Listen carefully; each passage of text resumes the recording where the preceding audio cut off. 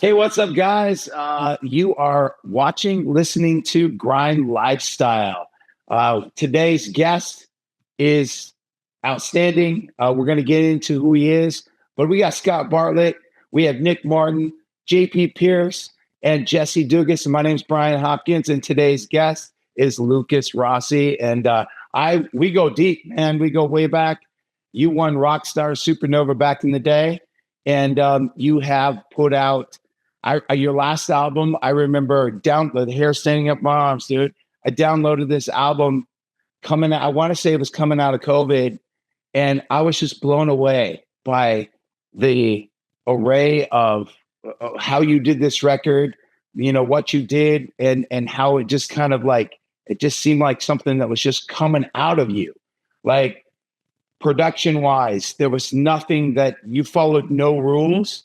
You just went for it and did this album, and it's on my phone. I listened to it at the gym. It goes way back. So tell us, what are you doing now? What's going on? Where are you? I see you're out there doing like some radio promo stuff for new music. Yeah. And it's a grind. Life is a grind, and that's exactly what you're doing, and I love it, man. Tell us what you're doing now. Thank you, man. I mean, what record was that, if you don't mind me asking that? It had the song Summertime.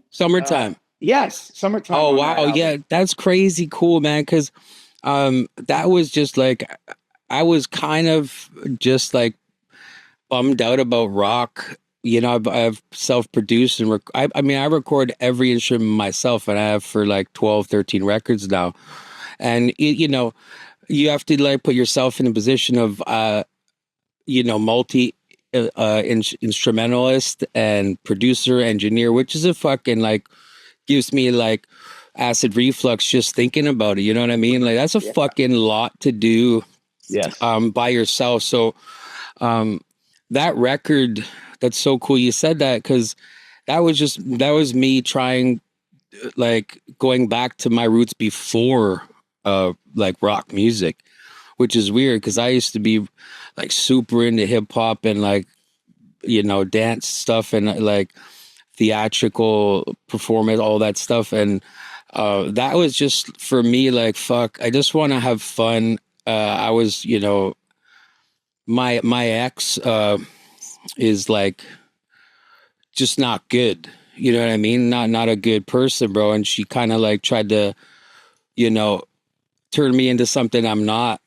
So I just wanted to try something so hard and so different just to see if I failed, and going back to the grind, bro, like that's why I wanted to like jump on here with y'all, because if you are a real fucking musician, guys, like, it.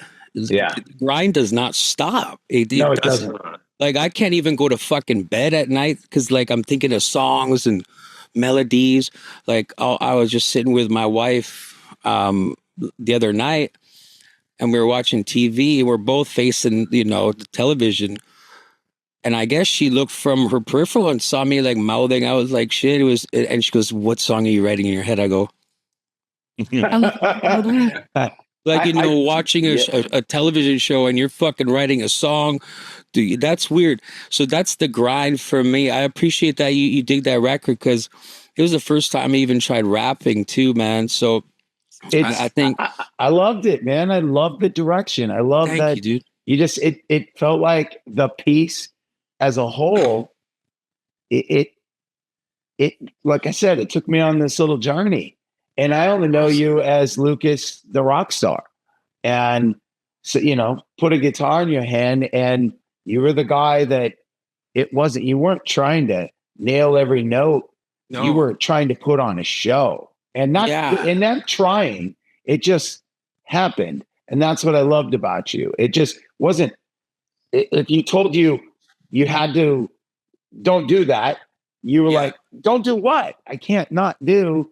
Yeah. You're just that guy. And I know that about you because I was around you enough. I mean, it's just kind of crazy. And Toby and I were at a party the other night here in Vegas. Toby ran. Oh, dope. I love him. Yeah, and we were standing there talking about those days in Hollywood. Like that's right before Hollywood just completely changed.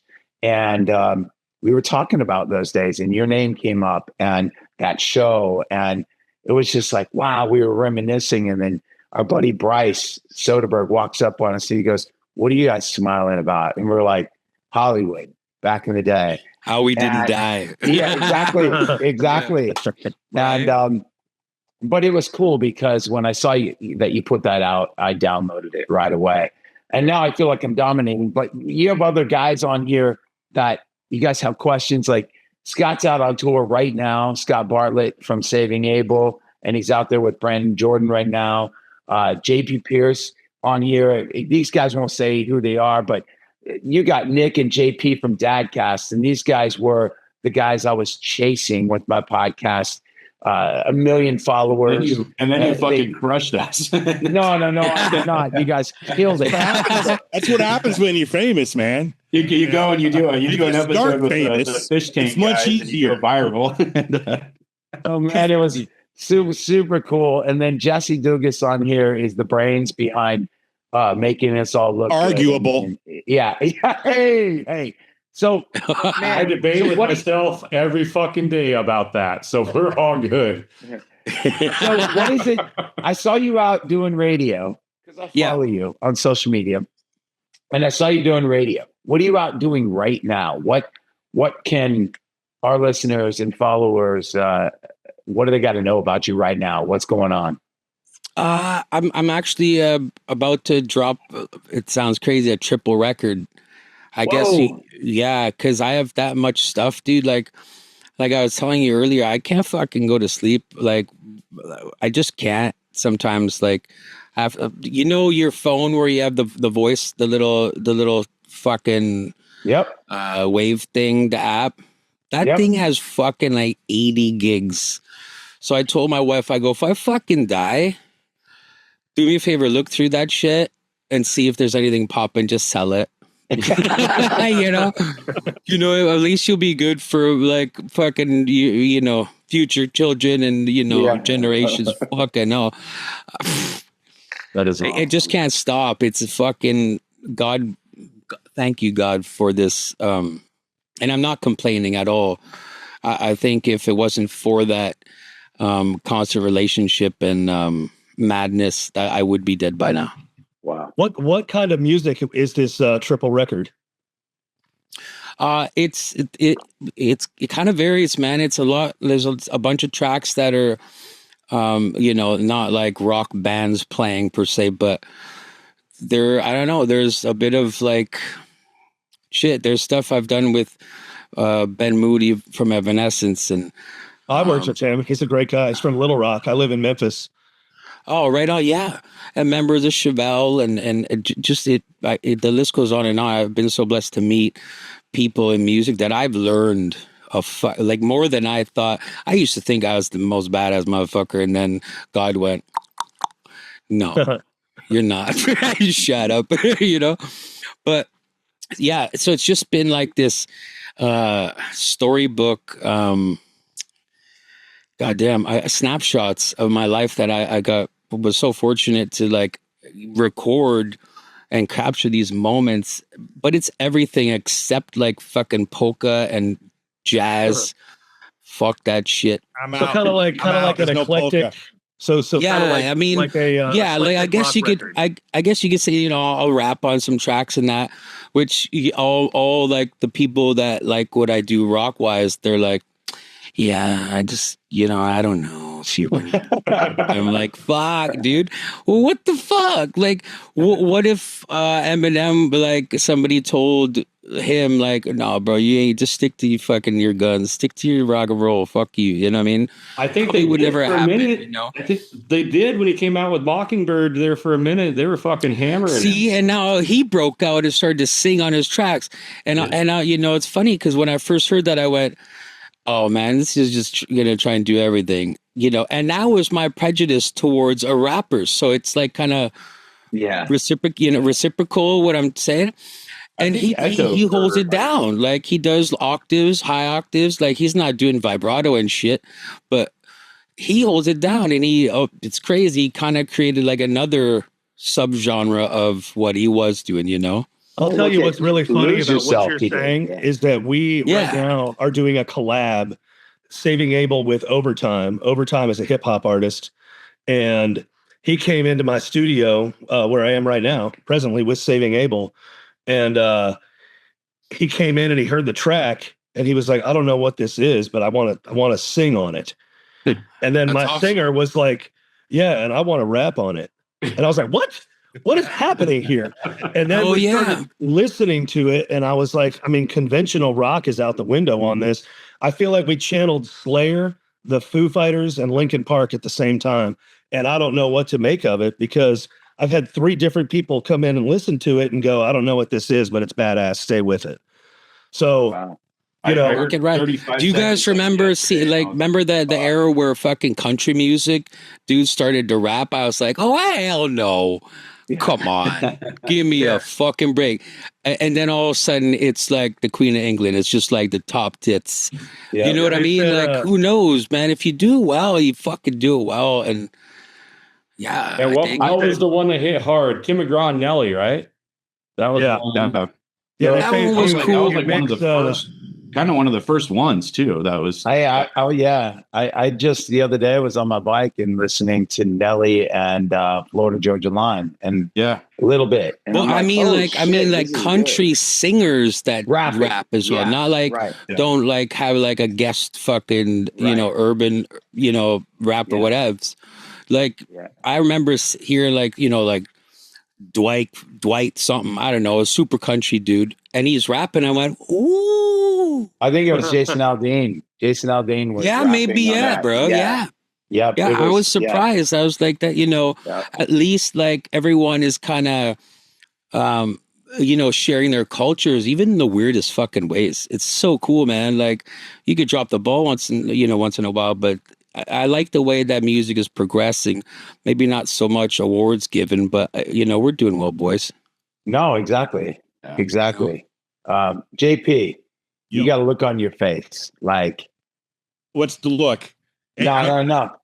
You're watching, listening. I love it. I'm not used to not talking. I know, and I'm waiting getting acquainted with this new style here on this podcast since I'm the new guy. You know what I mean? So that's just, I'm just hanging out. I'm gonna jump in. I remember, so Rockstar Supernova, my buddy Greg was the original drummer for Everclear. He calls me up and he's like, hey, my friend Storm Large is on this new show, Rockstar Supernova. You got to check it out. There's 3 people on this show that are fantastic.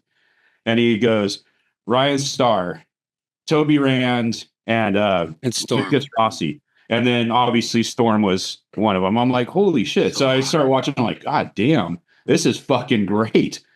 And I remember like Storm, I've known Storm for years. Like she lives up in Portland, about 4 hours away from JP and I. And she's in a band with Greg Declan now, and just so good. Pink Martini, like everything all over the place. So she's amazing. Yeah. And then obviously Ryan Starr, like Ryan is just one of my favorite, just kind of mellow, kind of just down to earth dudes. And then you come out, you're like, the diversity is just insane. Like every record's different, every song's different. It's like, it's refreshing. It's like, it's so cool. So thank you. Thanks, like man. It's awesome. Yeah. Thank you, man. Coming from dudes, that's I really like pay attention to like stuff online anymore because it's just fucking madness and fuck. You never even know what's real no more. But being on here with you gentlemen is cool to hear stuff like that because you know how it is, as we all are musicians. Like it's not about what people think about our music. It's why we do it, and then we also have to contend later in post about opinions and stuff like that. And sometimes it can be sometimes it could be a mad bummer, like a fucking wicked bummer, enough to make people go like, oh fuck, I suck, I don't want to do this no more. And that's a steep hill to want to keep climbing. Well, I think with you, especially as a musician, I'm a session guitar player. It's the only thing I know is writing and playing guitar. And I mean, I play all the instruments, but guitar is like, that's my main go-to. You in particular are fantastic at putting yourself into the track. Like whatever you do, even if it's stylistically something that I wouldn't listen to, I just believe you when you do it. It feels like it comes from a real place. And I respect the hell out of that. Thank you, man. Wow, that's fucking. All right, I'm gonna jump. I've done my job, I guess, man. Thank you, brother. That's really cool. JP, go ahead, JP. All right, so I have a statement, a question, all wrapped in with a little bit of self-glossing here, and it'll all make sense once we're done. Statement, actually, kind of a question in the statement. Scott, the song that Brandon Jordan just released a little bit ago, the "Drown Her Memory," are you a part of that? So we're going to recut it because I've been playing slide guitar, like Southern rock style on it live. No, he cut that before I knew his name. Okay. That was one of the ones that I listened to that I was like, why, what are we doing here? Why are we not managing him? And then Nick was like, well, we are. And I was like, okay, well, yeah. Well, So we got to talk more often. That song. And then we started talking 60 times a day. Yeah. That Here we are. is in rotation on pirate radio. And, you know, when I do monitor the station, occasionally it dropped a couple days ago, just driving around listening. And I just, before I realized it was Brandon's song, I was like, I don't recognize this one being on because it's my station and I should know everything. And I'm like, oh yeah, that's the Brandon Jordan song. But I immediately was just like, and Nick, that song's a banger, and I do not know why it is not literally on every single radio station on planet Earth. It is that good and radio worthy. Now, there is the statement. The question is to you, Lucas.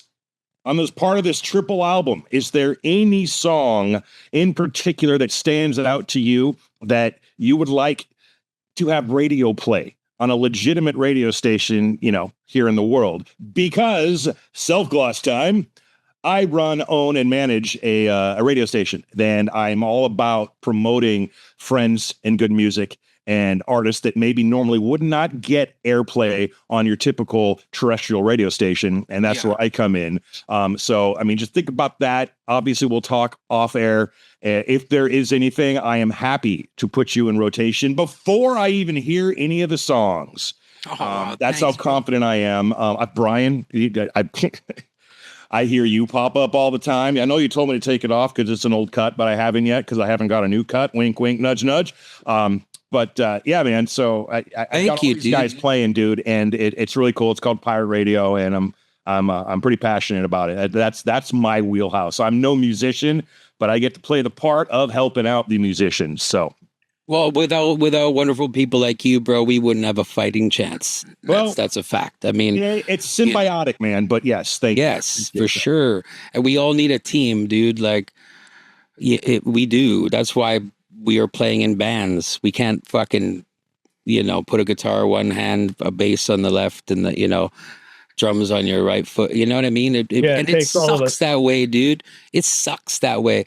I'd like to share I guess, for lack of a better word, the glory of the public's understanding and consumption of a song, and what it was made for, with people that I love involved, than just me going like, oh yeah, I'm no fucking shit, fuck that, I'm not about that, never have. Yeah, that's it. Nice, Jesse. I think with regards to JP, on the other side of that coin, JP, like Saving Abel, we wouldn't be anything without radio. Radio broke, as you know, you were there at the beginning. Yeah, I mean, that's also the glory days of radio. Today, it's all Spotify and streaming, et cetera, et cetera. And I was the in between. He said radio, and then I was the in between, the fucking, the revolution of television. And then now we're in the streaming fucking pudding. You know what I mean? So pudding. It's messy. It's a combination. It's a legitimate radio station, but streaming platform. So it's best of both worlds because, honest to God, true old school terrestrial radio, while will never die, it's on life support, and it has been for a few years now. Yep. Yeah. Yep. So being a musician now, do you notice what are your thoughts on like the social media side of it? You essentially you have to be an influencer and a musician. You can't just pick one or the other to be successful. Welcome. Oh, yeah, Lucas. We actually so between all of us, we like especially Nick and I, we manage artists, and a big part of what we offer is social media related because we think it's so very important, and we try to coach people along those lines. So like you just said, you're sort of in the middle of the pudding, as you so eloquently put it. You kind of got this like perfect storm happening. So we have another artist we just signed, Gary Bender. His music was on Laguna Beach, all the MTV dating shows. He was coming up with like Ryan Cabrera, LFO, all those guys, toured with all those guys, Good Charlotte, and basically decided when the social media side took over, he decided to not follow suit. So he kind of stayed put. Everybody else catapulted. Even Ryan Cabrera, in a sense, has catapulted from where he was to where he is now. And so, we manage Gary now, and we're going back to pulling back the Laguna Beach stuff, all the throwback stuff. And he's getting just this massive, holy shit, you were on that episode. Oh my God, I met this girl to that song back then. And it's catapulting his fame on social media in a sense. And it's also equating to, we've got a bunch of show offers now. So how does that like work for you? Like you coming from Rockstar Supernova to, being in that middle area of you're on TV to radio is kind of non-existent. You got to use social media to push your story out. You got to connect with fans that way. Bro, I've just been waiting for the right collection of material to drop, because as the future creeps up on us every day, it seems the better we do, the less significant it becomes for some reason. Like I was saying, without a team, guys, it's fucking it's not really possible, I mean, shit. If you guys want to manage me, I mean, at the end of the day, it comes down to the family involved, not, what I think should happen. Like, you were saying earlier, what song do I think would be a hit song? I mean, I wanted to say it, but then I'm like, oh, we're recording this, but because it sounds cunty of me to say, but I think I have about like 20 like manglers, like sincerely. I mean, maybe the arrangement could be a little finagled this here and there, but that's why I've been waiting so long to drop a bomb, and I just want to do it at the right time, and I can't do that shit alone. I mean, I get it. I totally get that. Yeah, we definitely should talk after the podcast, though. Yeah, that'd be cool. I already have a plan. So that's right on. Well, I'm looking forward to chatting about it. In the 2 seconds when you just said that, Nick devised about the next 20 years for you. Just like that. That's amazing. I've got a 90-day social media plan for you. I've got a rollout. I have just hell yeah. And there's Jesse gone. More work. And you know what? If all works out well, guys, this is fucking on the internet forever. So you're gonna see the beginning of how 2026 rolls out for real musicians with real friends and power as one. Boom. That's the clip. I only have one problem with that. That's that the other two musicians on the podcast right now don't look nearly as good as you do in that attire. Come on, guys. No, this was outside. It was a crow trying to fuck with my dog. Boj shot the fucker. God, you gotta have a fedora and a right top quick, hat lying around there somewhere. Let's go. Yeah, dude. Do you know how weird I look in fedoras? Do you know how weird it is that you worn a fedora, that you would know how weird it is that you look in a fedora? Well, I think fedoras got ruined because someone told us the name fedora. If it was called the Yaya, we would love that. Or anything but fedora. That's not good. All right, Nick, I'm not naming any names, but my ex-lead singer's wife tried to put me in one. And you saw how that ended. I can name it. Holy shit. I've heard that story already. Scott told me that one. Oh my God. That's a real thing. Yeah. Wow. You look hot in a fedora, I'm just saying. Where is home for you? I'm in Florida, Tampa. Okay. Right Tampa. on. Yeah, Florida's my home away from home, man. Hey, hang on. You're about to get a request for fish tacos from JP. No. Yes.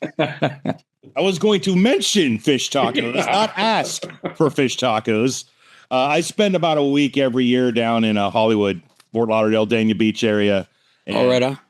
For the radio station, we do the Miami International Boat Show sometimes. Seminole. And I got a spot where the fish tacos are the best I've ever had on the planet Earth. And every time I hear Florida, I mean, you're like, does Every Tampa time I have hear a fish Tampa, taco spot? I think Dale Mabry and I think Mons Venus. Mimi's Tacos just reopened in Ybor City. My wife just said to say. I don't know what the fuck that means, but that sounds good. Sounds delicious, actually. Damn it. Now I'm hungry for What's tacos. unfortunate is Jesse and Nick have not experienced it with me yet. So, Oh, my wife hates fucking fish. I'm like, oh, that should have been in the prenup. Just kidding. I'll tell you what, the Mahi Mahi fish taco at the Taco Beach Shack in Hollywood Beach, Florida may change her mind. I'll try it. I'll Leave it try at that. anything. We just went from friggin' talking about music to fish tacos. It's time to get the hell back to where we were. And I apologize. Jump in, if you're okay with this, Lucas. You've been posting about like some personal stuff on social media. I've gone through some personal stuff with an ex with my kid. Is that something you want to talk about? I believe it's I mean, I have nothing to hide, brother. I mean, Okay. that's what I signed up for, in my life. Yeah. And what was the question, bro? This is Nick's way of going, tell us your story. Yeah, What's the story, man? Like, Okay, well, you gotta lead it off. You gotta lead it, and then I'll fill in the blizzanks. Yeah, what did you just see, Nick? tell us, like, what's going on with you, your ex, your kids, that kind of stuff. Like, I've gone through some serious stuff where my ex actually took my kids for months. I didn't get to see them, and it's been a battle for basically almost 15 years now of lies and bullshit, and it's I don't understand it. It's like, we broke up. Let's go be friends. Let's do what's best for the kids. Yeah. So I'll tell you one thing, brother. That's never going to end, unfortunately. I'll pray to God that it does end for you. I've been praying for my family on this end as well. But I think the social media and acknowledging corrosive pieces of shit just amp up liars, because you post nowadays, like, let's just go Johnny Deppski's, okay? All you got to do is just say something fucked up and you're guilty, like, period. Okay, and to prove that you're not guilty of anything, you got to pay lawyers fucking the time out of your life. It's endless. But it doesn't even matter once you get a fucking lawyer. You're guilty until proven fucking guilty, really. The damage is done, I like to say. I went through I'm still going through the same shit you're going through, bro. Like, so here's a virtual fucking high five. Give me one. Boom. Yeah, bro, just keep being you, keep being a good father. And I don't know why people don't move on. It's crazy. The more I post stuff online, the more I show like that there's fucking money involved. Then all of a sudden the fucking clock, you know what I mean? It's just disgusting, man. There's also a very large chunk of individuals, and I don't want to say more often than not female, but in my experience and my friends' experiences, what you even see in media and going on the world, it tends to lean on a lot more against guys nowadays. Absolutely thrive on drama and chaos. It's just they like it. And what do? You can't fall into that trap. And like you said, do the best, carry on, be the best man, dad you could be. And in the end, hopefully, once those children reach 18 and get into their 20s, they see. And then things are considerably different. It'll be much easier for, the dad who's going through drama like that. Yeah. And the crux of it is, gentlemen, is that we're guys, right? So you know, the majority of people watching who don't know us or just see us like right now, they're like, oh, you're a guy. There's no way. Like, I mean, of course you did that to a woman. Well, fuck that. Look, it's hard to talk about my story, but there's always got to be a point where I do. I was literally fucking androided for 14 years. Like, I wasn't allowed to go out anywhere. I adopted my son. I raised him fully and completely. If I'm being honest, you know, I taught him how to throw football. I taught, you know, I brought him to his football games, his graduations, all solely just by myself. I brought him to his, you know, his medical meetings that he had for autism and what have you. And all I got at the end of that showcase was the devil, like a real demon, bro. Like someone who accused me of fucking just fucking heinous bullshit that just still makes my stomach turn, bro. To this day, and calls me a deadbeat fucking dad, and like I don't pay child support and shit. I went as so far as to go, guys, that I fucking took screen caps of my fucking Bank of America printout, like, and posted this shit online. And this fucking person, demon, goes, oh, that's AI. I mean, come on. At the end of the day, I just don't know why people are so angry. Is it because the money ran out and you got caught? And that's no way to teach, especially you go online to like, there's a lot of sheep out there, guys. You know, you post anything. If you got followers, the sheep are they'll follow you fucking anywhere. I ain't about using people for monetary gain or fall. I don't give a fuck.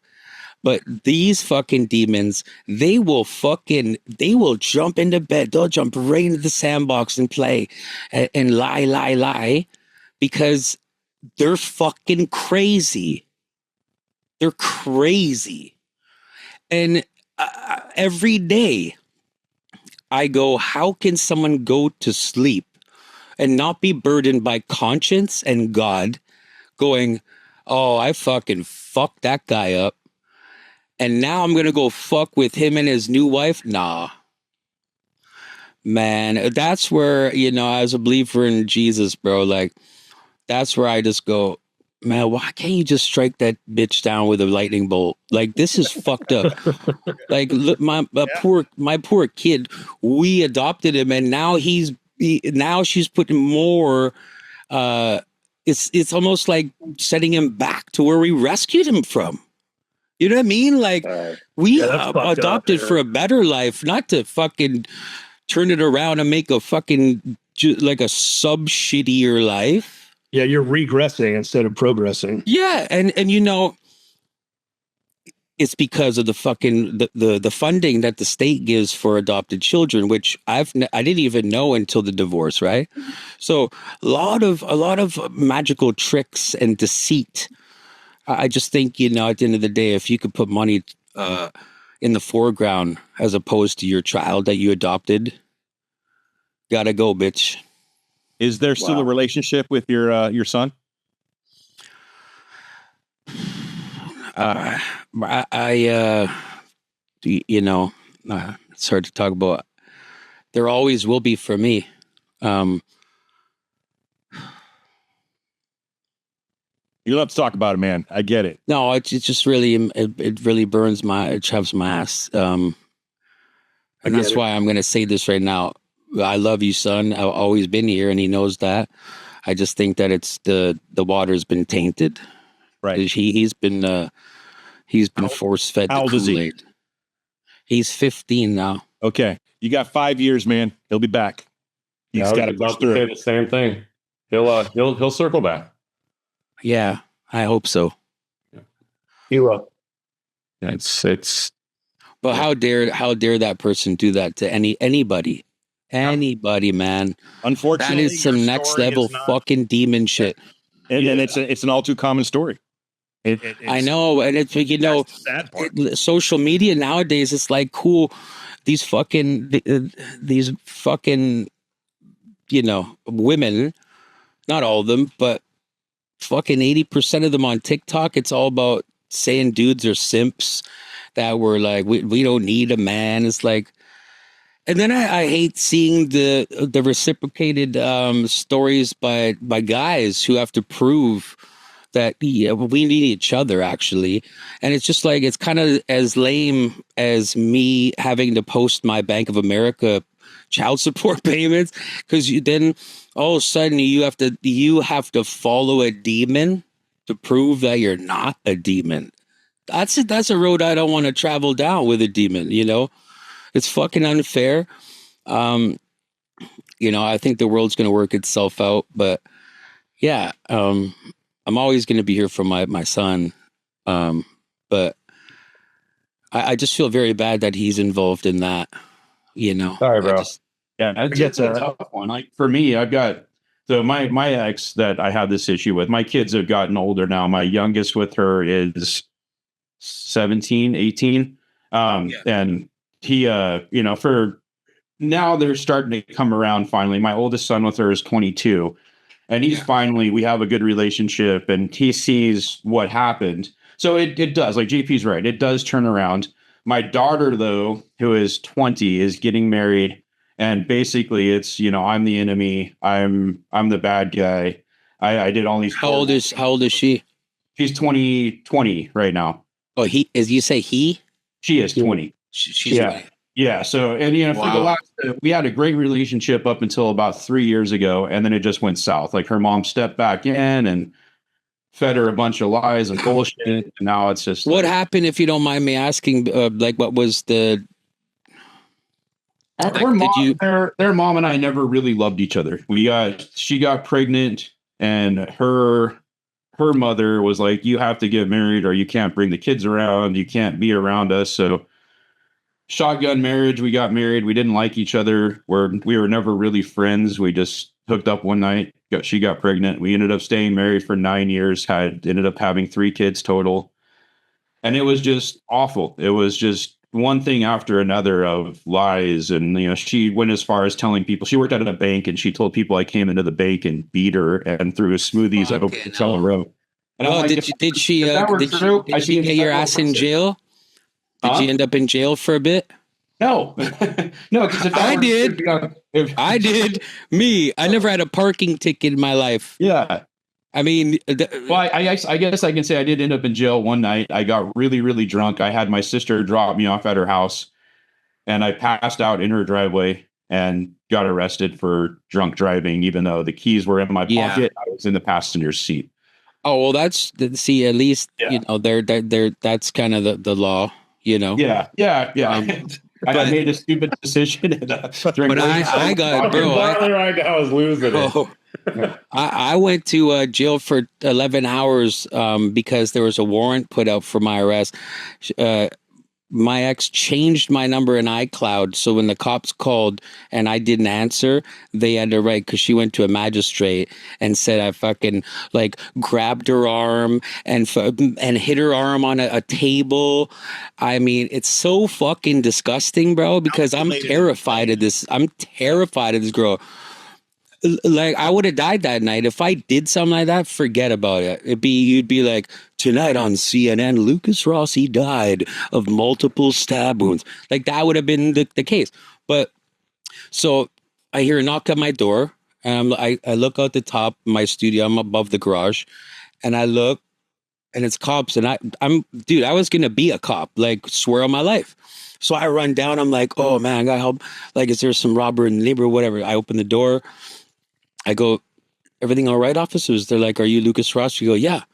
Sir, what's going on? And they're like, turn around, put your hands behind your back. Bro, I started fucking bawling my eyes out, because it hit me at that fucking moment. I go, how did I let it go this far? Yep. I fucking turtled my whole marriage with her because I didn't want to get smacked and scratched again. So I backed away into my own world, like in my studio, stayed there and avoided like screams and like and then it just became following me around the house to pick fights, and I didn't do it. And then it made sense how she did all that, because I found out later that she was cheating with this super successful country artist, and he's called me and he's told me the truth about it all. So, but hey, I go, wow, at least I could tell I've been to jail. Fuck that, dude. Sorry. That's fucked up, dude. It is. Sorry. So fucked up. Yeah. And I'm glad I have a platform. I'm glad I have a platform. I'd like to also throw out here, this sounds like all of a sudden it's turned into like a women bashing. No means, man. No.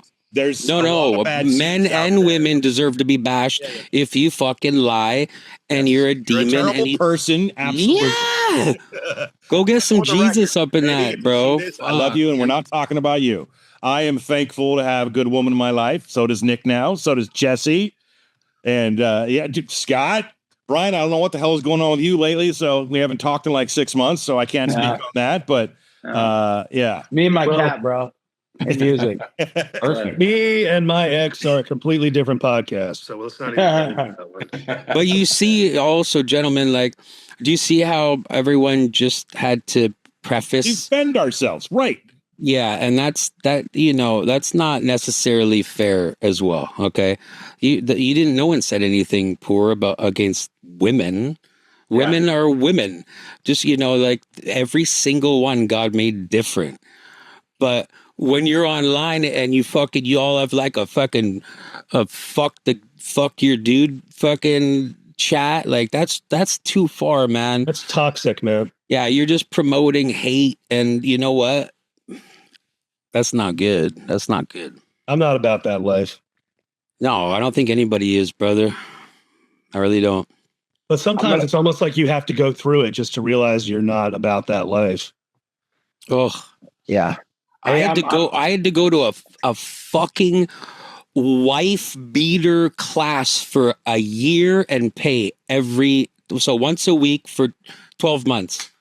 And I'm in there with dudes that I know they fucking made mistakes, because ankle bracelets, and I'm in the front. Like in school, I sat in the back because I'm just, class clown. I don't like school. Shit was boring. But I wanted to sit in the front to stay away, because behind me was real dudes who don't give a fuck about like drawing a line, right? It was terrifying. I think that stupid fucking course, it really did fucking emotional damage to me, man. Like we had to listen to police reports, like real like police calls of dudes murdering their family and shit. Wow. Come on, man. Are you heavy, fucking man. kidding me, dude? Wow. And you're like, I don't belong in this group of people. Oh my God, dude. It was a fucking nightmare, dude. I get that. So I'm gonna pivot back here real quick, guys. Yeah. Because I think the last time I saw you, Lucas, this was The Voice, season 1 of The Voice. We were at the pool. And I met Jared Blake. Yeah, I love Jared. My roommate, Torrin Green. Love him. Torrin. We were all at the pool. And you went walking by me and you looked at me like, because we hadn't seen each other for a minute. And you looked at me and all of a sudden you started singing one of my songs, Lullaby, to me, smiling. And I went, oh, shit, Lucas. And you're like, see you, man. Good to see you. And you went to you were up next, having to go to your thing. And it was the craziest thing. That's the last time I saw you. We've spoke online since then and stuff. And that's been really cool. So when these guys said you were going to be a guest of ours, I was excited because again, I saw you in the studios, at radio stations and stuff, starting to promote this triple album. Yeah. And I love it. I love, you should talk to Nick and see if Lifted, can do something for you and it's the vibe and everything fits. because this is, what you're seeing right here is when you talk about boys coming together. That's what we do. Yep. We sit around and we talk real shit. We talk about our concerns, our real stuff, just real stuff.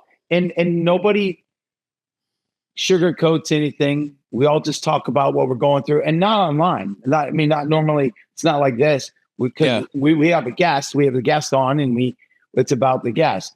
But as friends, as a group, that's how we came together. Yeah, dude, this one has been pretty. That's awesome. I mean, we've definitely gotten into some gnarly waters on this one. I can't believe how small the world is. Like, I know Torin, I know Jared Blake.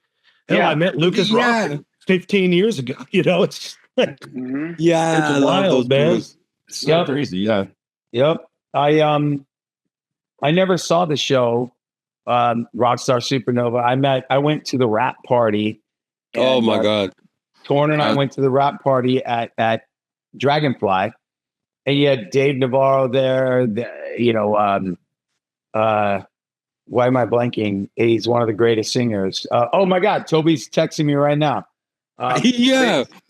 But anyway, Soundgarden singer Chris Cornell was there, and like all these people were at this rap party, and I'm outside, and Toby's in the corner talking to his brother, and they just walk up to me, start chatting, and next thing you know, we're like, well, let's get out of here, and we went and had breakfast burritos at this place, and dope. We all became boys. And then Toby said, a buddy of mine's picking up my band, flying in from Australia. Let's go meet him at Mel's Diner. And I sit down across from my buddy, who's now my best friend, Ben Carey from the band Lifehouse. And he was my bandmate since 2008. Oh, they're a great band, dude. Great Christian band, bro. But it was just insane to have all of that, this whirlwind of all these people in small world stuff. And Torn was my roommate and the lead singer of Fuel at the time. So, but anyway. No, it's like, I know you're saying it's like some would call it I think a non-believer would call it a coincidence. But I believe that all this shit is like God going, I know you wanted it back then, but now is the right time. Right. I'm going to connect some dots for you. Yeah. He doesn't wear a timepiece like we do, gentlemen. He's like different time, different, intention. Yep. Love that. I think we need a part 2, gentlemen. Yeah, definitely. Yeah. I'm down. Shit.